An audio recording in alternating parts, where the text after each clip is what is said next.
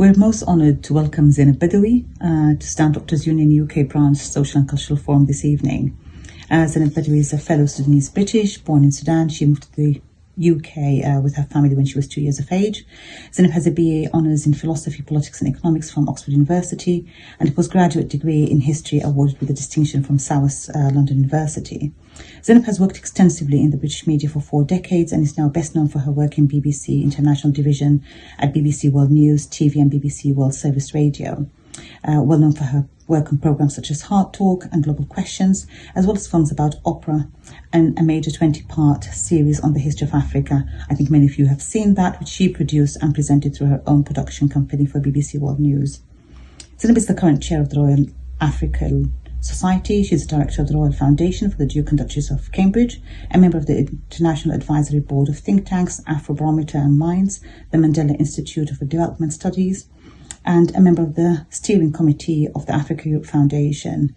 She's also a council member of the Arts, Humanities and Research Council, a trustee of historic royal palaces, BBC Media Action, a development arm of the BBC. She's also a member of the Royal Opera House and Hampstead Theatre in London. She's also a member of the Edinburgh TV Festival Committee 2021, to name but a few. Zeinab has previously served on the board of the British Council, the National Portrait Gallery, the Institute for Historical Research, the Overseas Development Institute, and has been the chair for the Freedom of Speech Advocacy Organisation Article 19. Zeinab has received many media awards as well as honours doctorates from South London University and the University of the Arts in London. Other awards such as the President's Medal for the British Academy for her overseas work in broadcasting and service on education and the UN Association. She's also received awards for distinguished services to broadcasting, education and the United Nations. Zeinab has 4 children. She speaks Arabic and has good knowledge of French and Russian. I hope you enjoy this evening meeting. Salamat ya Zeinab. We're extremely privileged and honoured to welcome you to Sudan Doctors Union UK Social and Cultural Office Forum. I'm Sarah Blair. I'm a consultant psychiatrist in the UK, and with me is Sarah Richard, a geriatric physician, medicine physician, and emergency physician Dia Nourani. And we've got Ibrahim Mohammed, also known as Kojan, who's a vascular surgeon. It's lovely to see you here today. And I remember you, Zeinab, from many years ago, watching you on Channel 4 with Jon Snow. And with a lot of pride, I have to say that I think most of us Sudanese British, that's the way we feel about you. We followed your career onto BBC World News, BBC4, Heart Talk, and really proud and full of admiration when we saw you leading that marathon of a meeting, the Sudan Partnership Conference with Hamdok. That was amazing.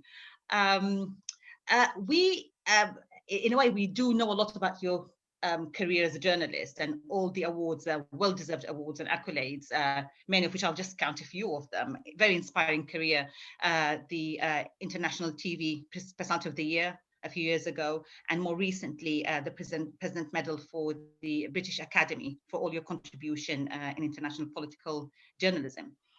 I think what we know is that we know you as a journalist, but we don't know much of Zeinab Bawawi outside of journalism. And this is what we'd like to focus on today in this chat. So I'm not going to take too much time because we'd rather hear you talk to us. So warm welcome to you. And I think Sarah Richard will start by asking the first question once we've managed to get you to say hello. Ahlan wa sahlan. Yes, very nice to be with all of you. Shukran, Sarah. Dia and Sarah and Ibrahim and everybody else who's listening to this. أنا قلت بحاول أتكلم معاكم بالعربي because after all this is a Sudanese association meeting, but العربي شوية تعبان في الحقيقة، لكن يعني ممكن استمر شوية عشان أضحككم شوية بالعربي حقي. Thank you very much. شكرا جزيلا. مرحبا بك وألف شكر. Sarah Richard. Okay. First of all, I'd like to mention that I'm a graduate of Ahfad University for Women. So I was very delighted to realize that you are part of the Badri family. My first question is, being part of a family that has pioneered education for girls and women in the Sudan, what was it like to be of that foundation? Obviously, it's very unusual to have, a family tree with so many educated women early on in the beginning of the previous century. So what was it like growing up? You know, when I was growing up, it wasn't unusual for me to have aunts who now would be in their 80s, who had postgraduate degrees from Western universities. My grandmother, after whom I was named, Zeinab, if she were alive today, I don't know how old would she be, 115 or something. She could read and write. And imagine this was at a time at the turn of the last century when illiteracy was really quite extensive in the Sudan, particularly amongst women. So, you know, I always can't understand it when people say, oh, Muslim majority countries, women are not allowed to be educated. We saw what happened to Malala Yousafzai in Pakistan. And so, was it Pakistan or Afghanistan? In Pakistan, yes. And, you know, there's nothing inimical between Islam and, you know, education for women. So I think that I grew up with very strong role models from the women in my own family. So the fact that my great grandfather was the pioneer of female education, I think that means we were brought up with values of education with our mother's milk. So I think it held us in good stead. So when my teachers at my comprehensive school in North London said, why don't you apply to Oxford University? I didn't think to myself, oh, no, that's not something I could achieve, you know. I thought, why not? So it's quite empowering coming from that kind of background. Okay, so when you visited Ahfad University in Sudan, I saw that you had a clip on online. What did it feel like? How was it? How did you?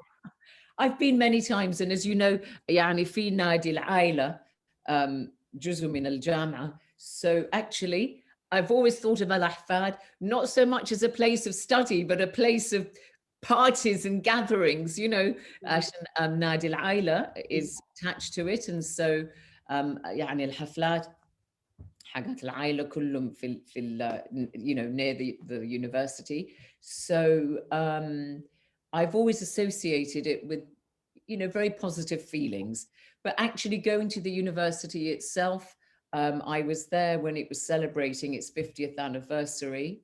And, you know, I was really impressed by the library, by the young women who were there, the establishment of a new medical faculty.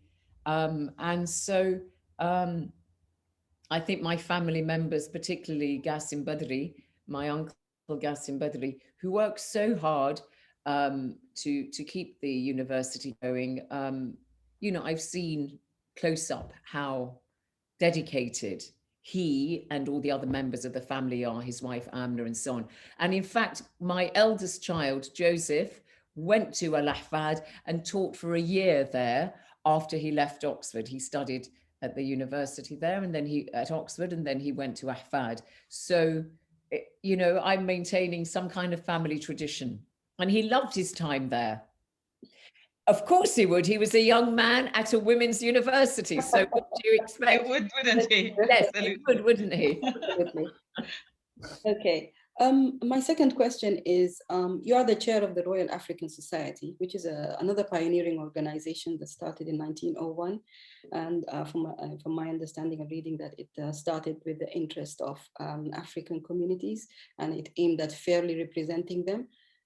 Now in 2021, what is how far has this role evolved into? So yes, you're right. The Royal African Society celebrates its 120th anniversary, and it was set up by a woman called Mary Kingsley. And what was good about her was that she wanted to invert the telescope about how Africans are viewed. In Britain, it was at the time. And that's really been our ethos throughout. It's Africans themselves claiming their own narrative, telling their own story. So, you know, that there's a tendency sometimes to denigrate, you know, Africanness and to see Africans as sort of underdeveloped Europeans. And that was the kind of background against which the Royal African Society was set up. It was then the African Society. It didn't become royal until some years later. So I think that's been my guiding principle when it comes to my own understanding of what it means to be an African living in Britain, in Europe, is that we have to assert our Africanness on the political, social, and domestic agenda. And I've strived to do that really throughout my work in all its manifestations. Okay. I'll have one more question. Yeah. In the BBC History series, the History of Africa series, you managed to enlighten the audience and capture part of the continent's essence. Can you please tell us about how this project was envisioned and what was its effect on you?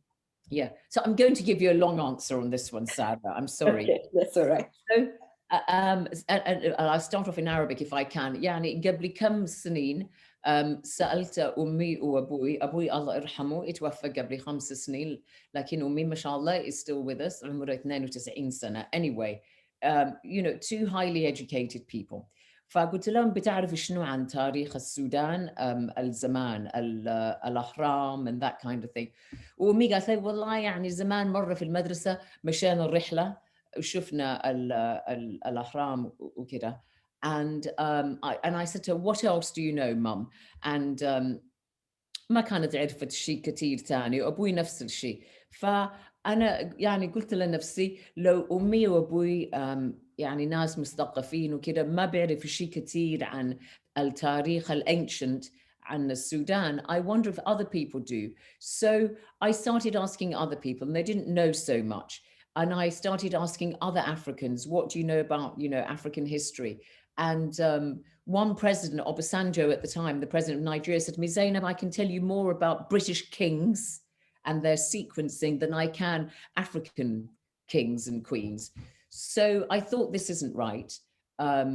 If Africans themselves don't know about their own history, I've got to try and do something about this. So I was then inspired to make this series, The History of Africa with Zeinab Bawawi, and I made it myself. I gave it to the BBC and they put it out.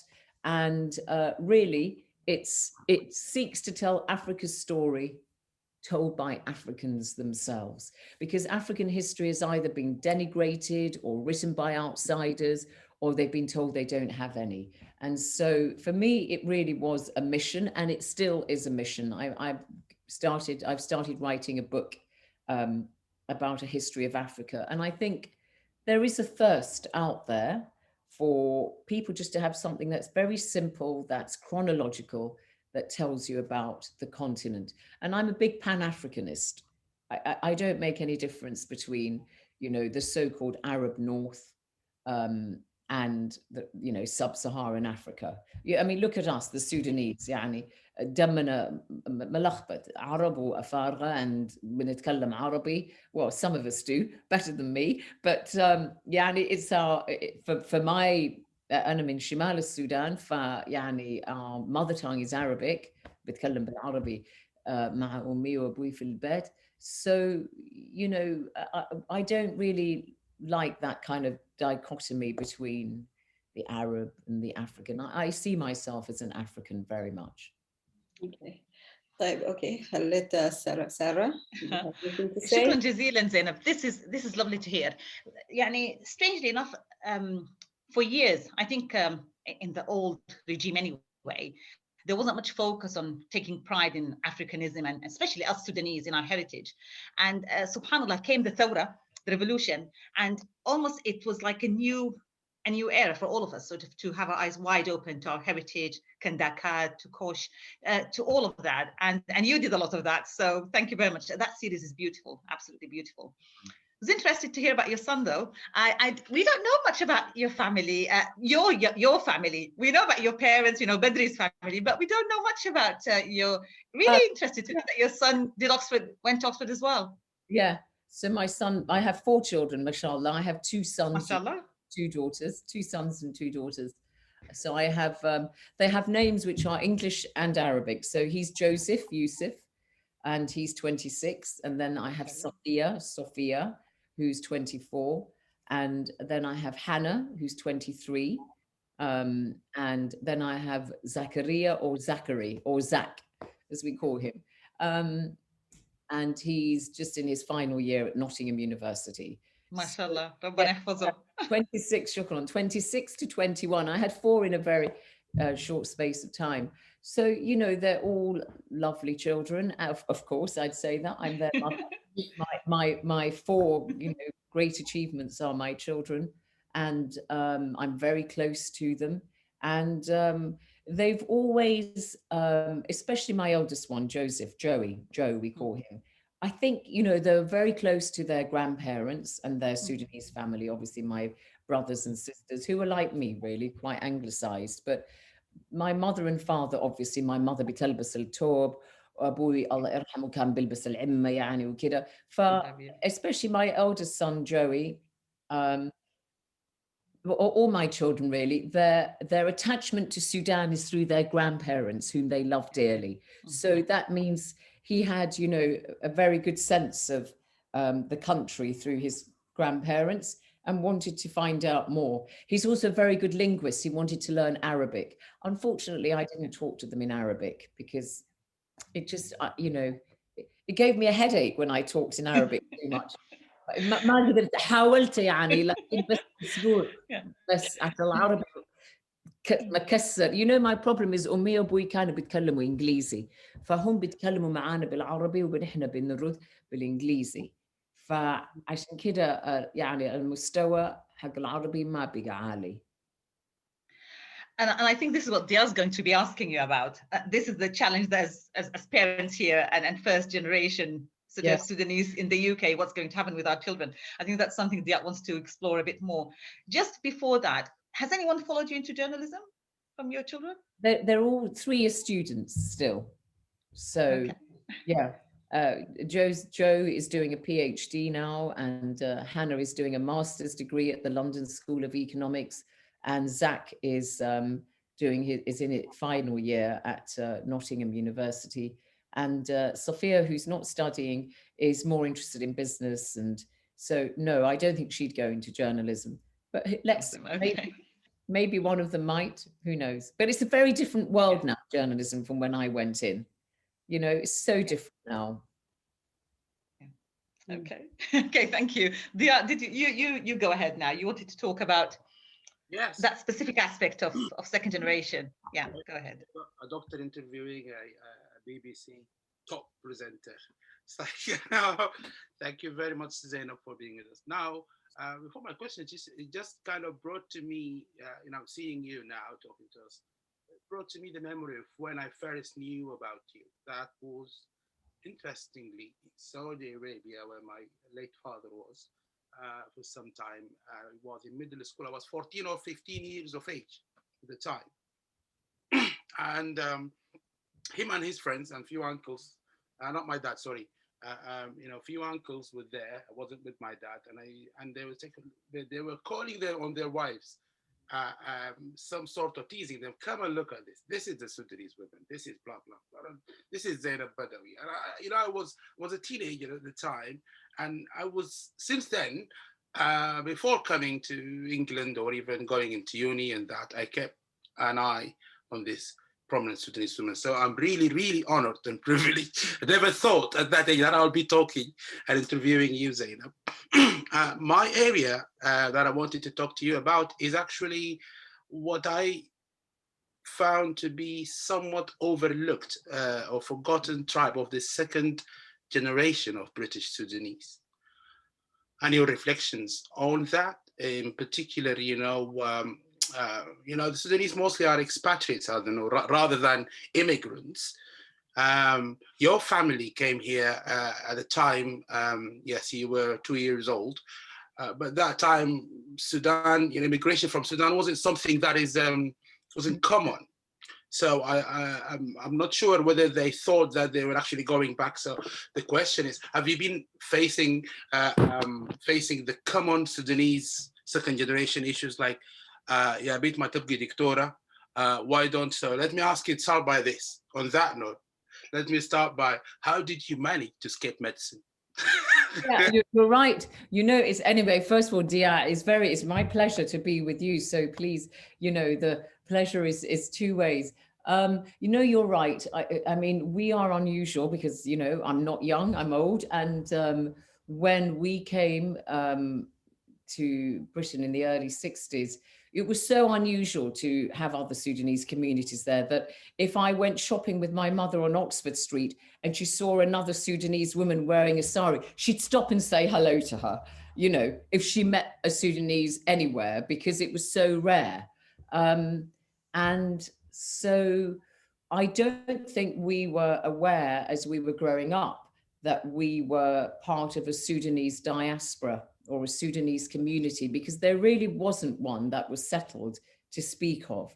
So I think that is probably why and my siblings, I'm one of 6 children, we probably identified much more with a more general population, people of African descent living in the UK. Probably not Caribbean people as much, but more people of African descent. Again, small in numbers. So, you know, we were classified obviously as Black British. And, you know, I'm very happy to be Black British. Well, I prefer to be called Sudanese Britain, but our identity gelled more around that rather than Sudanese. I suppose, you know, the difference in language, though, compared to British Caribbean people, maybe made us feel slightly different. I think that linguistic difference probably did make us perhaps stand out a bit more within the British Black community. Now I think it's different because there's a much bigger Sudanese diaspora community here, and you can all coalesce, you know, around that. There are Arabic schools. There's a Sudanese supplementary school that some of my family are involved with. There was nothing like that, which is why our Arabic is so bad, because it's very difficult for parents to teach their own children, you know, a proper language. They, you know, we'd say, oh, we've got homework, or we don't want to study with you, to our parents. You know, there weren't the schools or the tutors that there are today. So it's a very different picture, I think, for Sudanese diaspora people. As to your question as to how I escaped medicine, actually, here I am sitting talking to all these doctors, and to say from a very early age until I was about 16, I always wanted to be a doctor. All right. Okay. So I had my Khali Aziz. Yes. My mother, especially, we have so many doctors in the family, as you probably know, and quite a lot of them, you know, are working here in the UK and a lot in the US and in the Gulf. I mean, so many. And my mother has 3 brothers who are doctors, and one of them, Khali Aziz, was living with us in England, in London, when we moved here. Ukan Sakin at the top of the house. And I would go up, I was about 3 or 4 years of age, and look at his books, and he had a skeleton hanging in the corner. And I would say to him, أنا دكتورة زيك أنت يا خالي عزيز, أنا أكبر, you know. And so that was always it. Zeinab was going to become a doctor. Then at the age of 16, I encountered the fact that actually I couldn't stand the sight of blood. Yes, that's a good thing. And thank God you did. I thought, I'm not going to get past that. It's a bit fundamental, isn't it? So I abandoned that notion, but and then I didn't know what I wanted to do, but for a very long time, it was always a given that I was going to be a doctor. So I see. So that it's interesting. You've touched upon the experience of being a the Sudanese Briton, as you said, with regard to the Black British community. But what also I wanted you to tell us about, you know, things that our viewers, myself, could be mindful when we are raising kids here. I mean, have you always been facing, for example, it's not a threat as such, but the idea or the desire of, by the way, we're going in Sudan, ya Zainab, or, you know, we don't do this because we say, we don't do that because it's Sudanese, you know, if you like, the Britishness. I try to teach my kids to think of themselves as British as well, but also, you know, with You know, it's interesting. So, I mean, you know, I adored my father and loved my mother, you know, wonderful, the best parents anybody could wish for. And I would say they didn't lecture us at all. And they really only led by example. And they didn't really say that kind of thing to us. You know, مثلا a tob, you know, I have never been able to wear a tob. My mother wears it. If she goes out of the door, she has to be wearing her tob. So let me say, you know, so she didn't influence, I have two sisters. She didn't influence us into wearing a tob. She's never worn a pair of trousers in her life, always wears the tob. So, but she never said to us, albus tob, no. And, you know, they never said to us when we went to school, don't go into assembly because they might sing a hymn or whatever, you know, to Jesus. They would just say, Sayyidina Isa is also a prophet for us, the Muslims. So they didn't create any kind of conflict or, you know, contestation for us. So, you know, so there were nothing like, why not to study in the Sudan uni or anything? No, they didn't. So they were I think they were very open-minded, and they were, as I said, because of my family background, very equal in terms of, you know, كانوا يعني بيشجعوا بنات 3 بنات و3 أولاد. أنا أصغر بنت كنت، أنا آخر واحدة مولودة في السودان. بيشجعونا يعني نفس الشيء البنات والأولاد. And but you know, it was really just through the way they lived and through their example that they actually made us, you know, be proud to be Sudanese and to love Sudan. They didn't ram it down our throat. They wouldn't say "A'malu kida, a'malu kida, Sudaniyin," and so on, you know. So if my mother made some mullah and we thought, oh, yuck, don't want to eat that, she wouldn't say, la, la, la, you've got to eat it. She'd say, you know, I don't know, yeah, chips and, you know, eggs or something. And later on, we liked Sudanese food. So I think that is much better. You know, their approach was much better because the result is that, you know, we are, you know, I'm very attached to the Sudan. I never mind if somebody says to me, where are you from? I don't mind. I say I was born in the Sudan, and that is extended to the third generation, my children, you know, to the extent that my son spent, you know, a long time living, more than a year living in Sudan. So that would be my advice, actually, is to do it through example. Nice. Positive way. On that note, and your interest in Sudan, and you're watching your series and also reading about your studies of Middle Eastern politics and so on, and your interest in history, the Kandakas. Now, as you know, the matriarchal, you know, the holy grail of maybe of feminism or all what's going on is about the patriarchy that is actually a European and also some sort of Arabic, you know, from the Arabian Peninsula, while it's our heritage is a matriarchal, intrinsically matriarchal. So the kingdom of Kush, well, it's a queendom of Kush. I think it should be called that. Because you know, the inheritance of the monarchy passes through the ladies rather than the boys.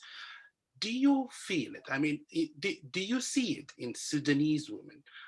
You know, the revolution, the recent revolution, I mean, it was very clear, despite a lot of people who think it's to do with the last regime, but I think it is to do with that life is still in their blood, the Sudanese women, that since the days of the Kandakas and the Nubian kingdoms, the African matriarchal society, they have been leaders. Our president, our former president is in our union is Sarah Abdel Jalil, before her is Suhair Shouia.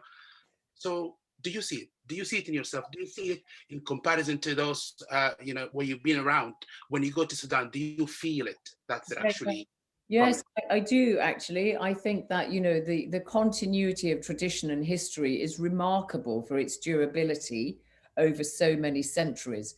So, you know, أنا بتذكر في بيت حبوبتي في you know البير, is it, where they put the water, well, you know, البرش and all these things, they existed from the time of the Kushites. You know, it's extraordinary how things like that have lasted. Al-kuhul, al-hinna, and all these things were around, you know, that time.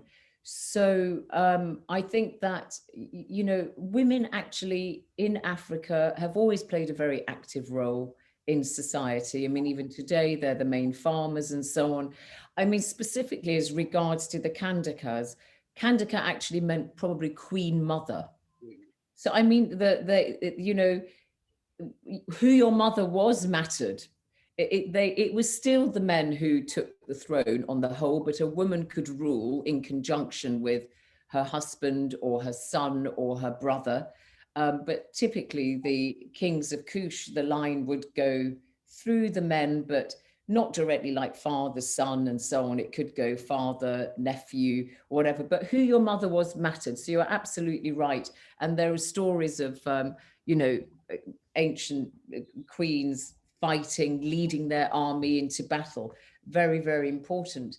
So I think Sudan is unusual, ancient Sudan, the kingdom of Kush, because in the ancient world, the women had a very, very pronounced role compared to other women in the ancient world. They had a very, very highly defined role in society. And I think you do see the vestiges of that, certainly in Sudan today. Obviously, you had the arrival of the Arabs and Islam and the, you know, Islamization of the society and the Arabization in some cases. You know, as we said, in the north and the east and so on, you've got the Arabization and the Islamization. In other parts of Sudan, you had just the Islamization, not the Arabization as much.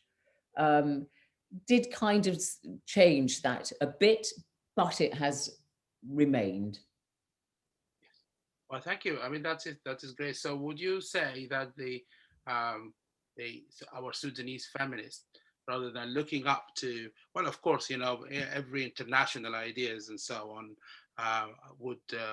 they would benefit from each other, but there is a leniency towards what is going on around in the so-called, well, it is in the developed world, where I think although it's a long way to go, I mean, all over the world, but I think we are in a good position, would you say? Would you agree? Yes, absolutely. And I think that's my whole point about how we advance as Sudanese and Africans is we don't have to see ourselves as underdeveloped Europeans, and that modernity or how we progress is only through ways that we define as modernity as what happens in the West.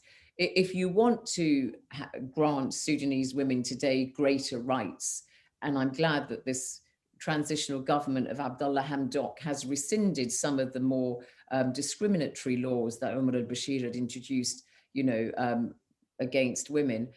We don't have to look to Western feminist movements and so on. We can look to our own history to derive and set out a path for our own progress by looking at the role of the Kandakas, you know, for example, and the role that women have had traditionally in Sudanese society. And, you know, I think absolutely. And that works in so many ways. You know, we shouldn't jettison our traditions and our history, but, you know, Nelson Mandela said we should carve out a future for ourselves rooted in Africanness. And I think that that's very true. Any, if I ask you to choose two records, shall we say, Sudanese or otherwise, just to borrow a BBC style, I think, what would you choose and why? If you tell us your story with that song. Two records? You mean music? Yes, songs. Yes, one Sudanese and one non-Sudanese, and yeah. Think you like it doesn't have to be, you know. Well, I mean, you know, I don't know Sudanese songs very much except what my parents listened to. Who's the one who just died recently? My mother liked him very much. Is it Mohammed al-Rayah? No. Is it the one who died recently? Mohammed al-Rayah, yeah. Yeah. And there was a song he had which is Ahbabuna. Yes.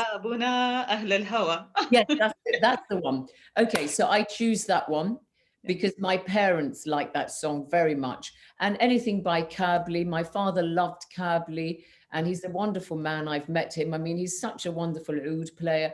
Hassan Al-Atiyah, my father loved. You can see that, you know, all of these old names that I'm bringing up for you, but I would choose that one by Mohammed Al-Rayah. I think that's very nice. My mother loves Mohammed Al-Rayah. Okay, so I mean, on a Western record, I mean, I'm mad about opera, Italian opera.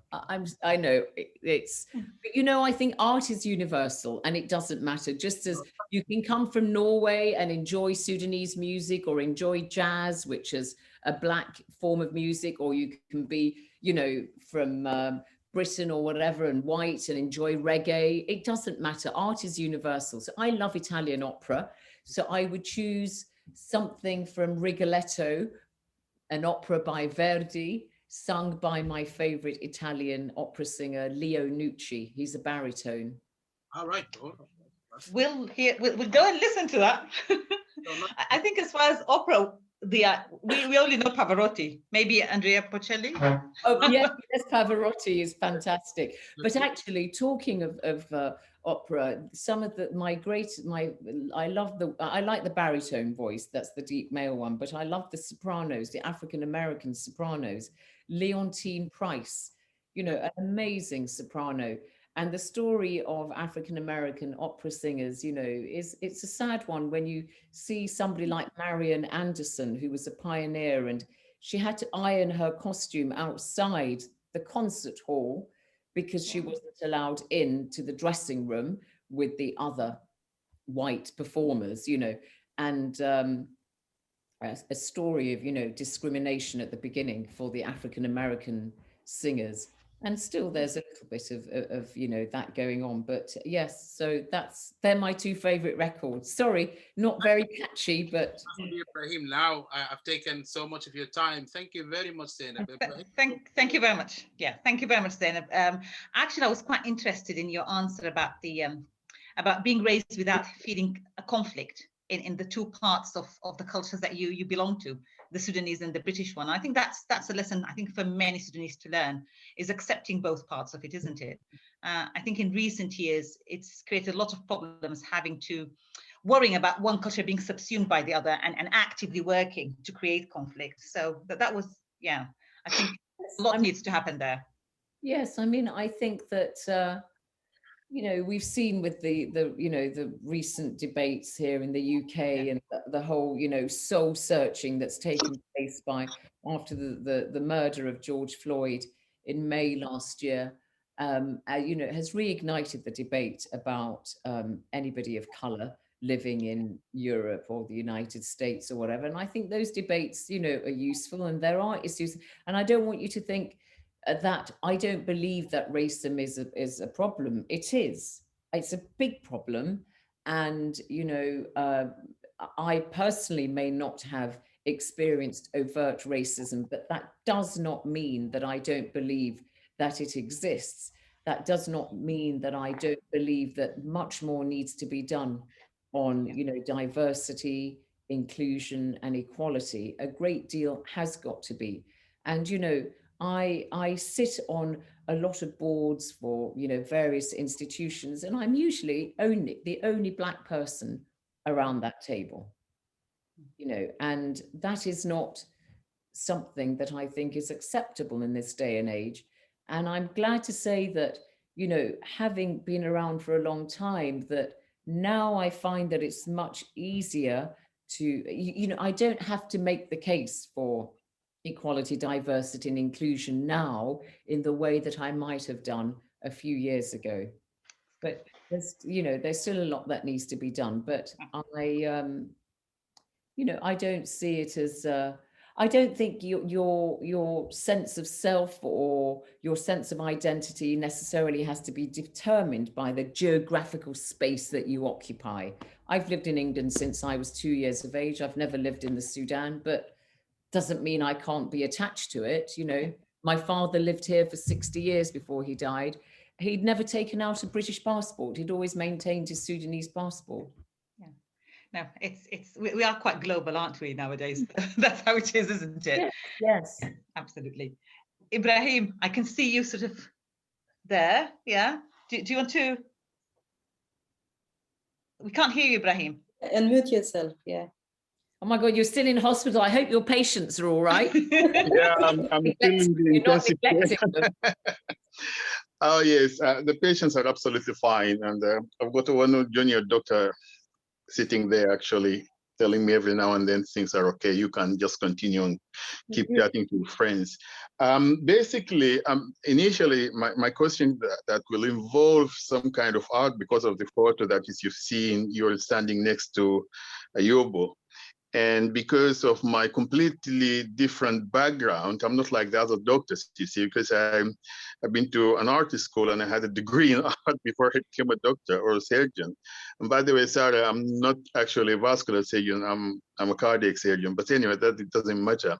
So I thought I will ask you about that photo and tell us something about it. But since you said to us that is you, I don't mind. Yeah, I don't mind that. Yeah. Since because the reason I've seen this photo a few years ago, actually, I went to the British Museum, the portrait gallery, and I've seen this gentleman. And when I came back, I said, I'm going to read about this guy. And when I came home, I put his name in Google, and you pop up. Zeinab Bawawi is standing next to the very gentleman I want to study about or to read about.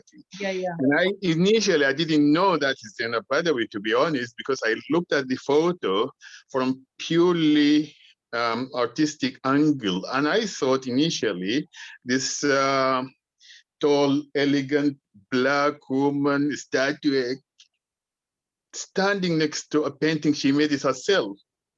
And then I came closer to this photo, and oh my goodness, this is Zeinab Bawawi. I know her from the BBC, and so I felt a little bit proud. I said, I thought maybe we share some kind of interest in portrait painting. I do like portraiture. No, you're right. I mean, I said to you, I'm not an expert on art, but it is an amazing painting. Ayub Suleiman. It is, especially if you looked at it from completely different, from an artistic point of view. If you see the tones of the skin, and the tones of the thing that is hanging around his head and the turban and everything, and when you look at the background of the photo, you see that it's literally as if you're talking to him. Sounds good, you're here, some kind of a conversation or muted conversation between you and the photo. And as I said, I thought initially you did that photo. The painting. No. So this will be an introduction to asking you some questions about your art. Obviously, you left the trustee board of the portrait gallery, the National Portrait Gallery, but I guess you still have that kind of connection. So my question will be, do you do art yourself? This is my first question. And the second question, if you had a chance to talk about African art, and I know because I studied African art, as I told you before, in the School of Art in Sudan, that art itself is actually a window to understand a nation. And if you remember, we have a lot of famous artists like Ibrahim al-Salahi, like Kamal Ibrahim Ishaq, Hassan Musa, Waghi Allah. And Waghi Allah actually some kind related to your grandfather, I guess. Yes, I met him. Yes, and the late Abdullah Baro, they all lived here, and they had a very good production of art themselves. And I remember quite when one of the people speaking in art channels, he says that his African art, it all look the same except the Sudanese art. I think that is Tim Marlowe of South Bank. So I'll leave you talk to us about what you think about Sudanese art. Number one, if you had a chance, are you going to make say, for example, a series about Sudanese stroke African art? Yeah. Thank you very much. Yeah, thank you. And I think it's wonderful that you brought up this issue of art, because I think it is often overlooked as a way of, an expression of cultural identity, and a conversation can be had, a global conversation through art. And I think African art, hasn't received the attention that it should have. I mean, but for the filming of my history series, I visited 32 African countries, and I made sure that every time I went somewhere, I came back with something, either a sculpture or a picture or whatever. And I was always spoilt for choice. I mean, you know, so I think that there is more attention being put on African art, which I think is a great thing. You know, you've got the big museum in Cape Town of African art. I think that I don't know much about the Sudanese art scene, except I know that it is vibrant, and I recognize some of the names that you have mentioned. I just started a conversation with Ike Ude, who's the Nigerian photographer artist who's based in America, about the depiction of African American women, and what it tells us about, you know, the role of African American women in society today. So it's definitely an area I'm becoming more and more interested in. But that portraiture of Ayoub Suleiman Diallo that you mentioned from the 1700s, you know, he was an enslaved African from what would be modern day Gambia. But what's striking about that painting is that you can see he's got the Quran, obviously, around his neck, and he's dressed, you know, as a nobleman. And what I liked about it was, if you look at portraits of Africans in the National Portrait Gallery or in Western museums and galleries on the whole, they are depicted, you know, in a kind of, you know, as in servitude or as entertainers. You very rarely come across a portrait where you have somebody clearly of standing, as this portrait was. And so that's what I liked about that, because it's kind of counterintuitive. This isn't somebody who's depicted, you know, with a fan fanning some, you know, European or whatever, or it's not somebody with an instrument just before, you know, an artist or whatever, you know, a musician.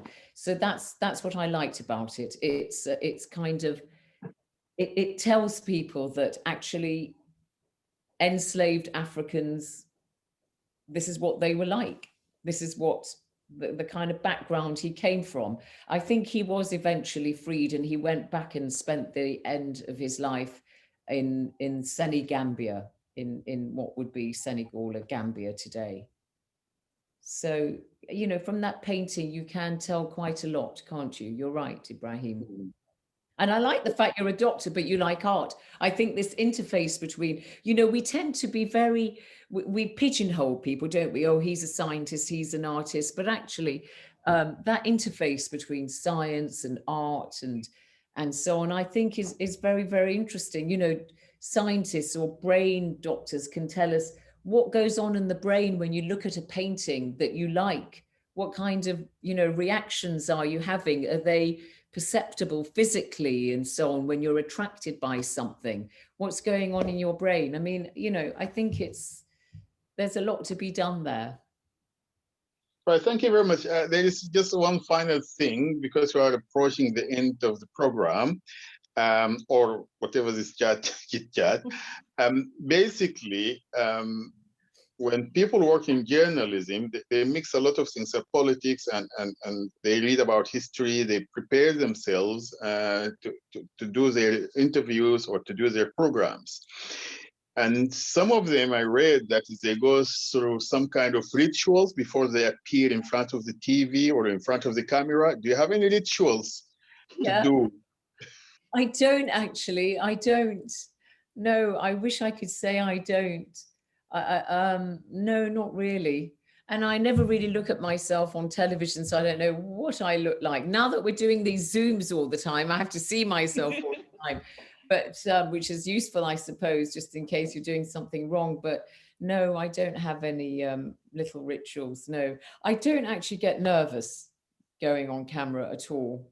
And, you know, after all these years, you get nervous? No, I don't get nervous. Okay. I don't. And so I think, you know, if I were a live performer, like an opera singer going before an audience of 2,500 who I could see, maybe, you know, that would be more nerve-wracking. But, you know, I just go into a studio and it's just the studio crew. I don't see the audience. They could be booing and I wouldn't hear them. I don't think anyone would dare boo you, Zeinab. Okay, thank you very much. I mean, I don't have more questions for you, but I'm quite sure one day we will meet Yes, in an art gallery, or maybe we invite you. You never know, you know. no, I'd like.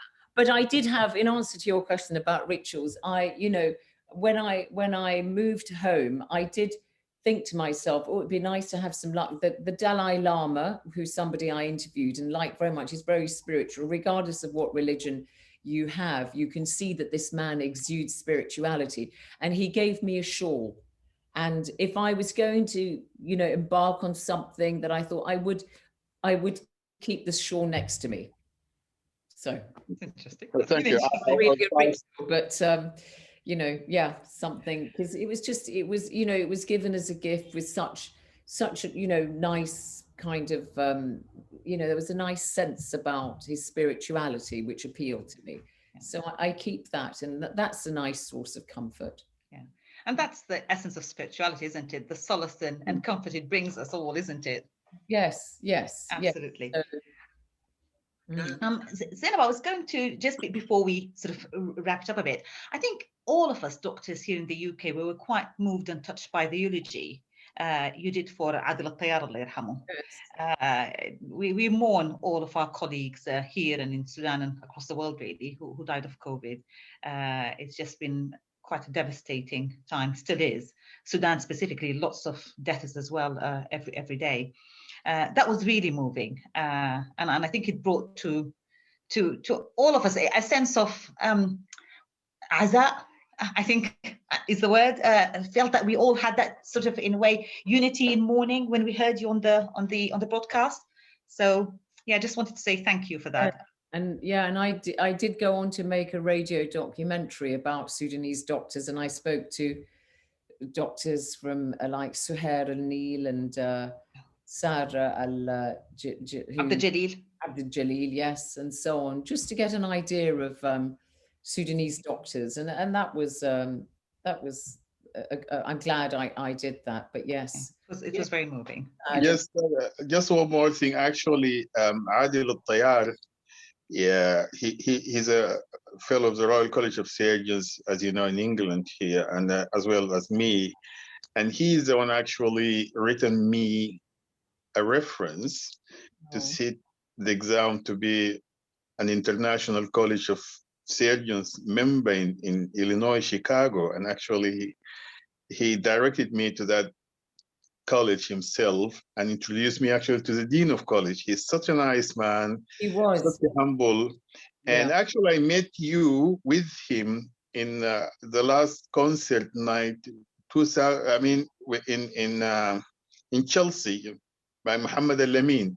Yes, just before he died. Yes. Yeah, you came with your mom. Yeah, I met him there. I came with my mother and my Khalti Ajba, who is the sister of Adil's father. Yes. And so Adil actually that night actually said to me, you have to come and have Kisra معانا بعد أسبوع من ذاك. Unfortunately, two weeks later, he was in the hospital. I know. له الرحمة إن شاء الله. Yes. Right. I learned from other relatives like Hisham Hassan al-Khidr. Yeah. A close friend of all of us. Yeah. Hisham is great. He's very nice chap. But he told me about how much he did help people. Adil did help people. Exactly. It's true, I think we all have to try and do what we can in our ways. I mean, I get a lot of requests. I can't help people on an individual basis all the time, but I try and use my voice, not only for the Sudanese, but, for Africans as a whole, because I think that Africa as a continent and the people of Africa need a voice more than anybody else in the world. I think it's a continent that's been infantilized in the way that no other has been. And so, I try and do it that way. I've been a bit boring, haven't I? No, it's been an absolute pleasure, actually. Absolute pleasure to have you today. And we really appreciate you coming sort of such short notice. We sincerely hope that you'll be able to join us, though, on our face-to-face event, hopefully later in the year, hopefully face-to-face event with we will obviously invite you, but we really hope that you can make the time and join us. Yeah. It is March. It is next Monday is the 8th. It's Women's International Day. So we thought we'd like to end by a message from you for women generally. Oh, what can I say? Well, I mean, An inspiring message. yes, I mean, I think that, women leadership is something we have discussed. But what I like about women, I think, is that we have both emotional and rational intelligence. And I think that all good leaders should have both.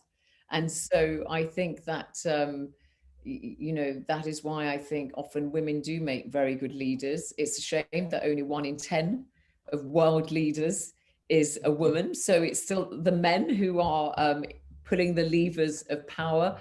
But I think we don't need to just look at, formal structures of power. So what I would say to all women out there is, continue striving. The glass ceiling has been shattered, but it's not been broken. And I think that we should build on the success that has, been, the way has been paved by women who come before us, and every generation really stands on their shoulders. And every generation, I think, owes it to women to advance the cause a bit further. And I mean, it's tragic that when we see now with the COVID-19 lockdowns around the world, that women and girls have sadly suffered more than males, domestic violence, increase in that, they're more likely to lose their jobs and so on. So it doesn't take long, does it, for a crisis like this to expose the, the gender injustices. So I would say, let us not be complacent, and let us make sure that we all strive and take those steps towards greater progress. Thank you. Thank you very much, Zeinab. Really appreciate this. Thank you. Thank you for joining us today. Thank you, all of you, Ibrahim, Dia, Sarah, and Sarah. It's been very, very enjoyable being with you. I feel like a doctor now. Well, we feel like journalists. And I was going to ask you, what did you think of this? Don't let me loose on your patients yet, Ibrahim.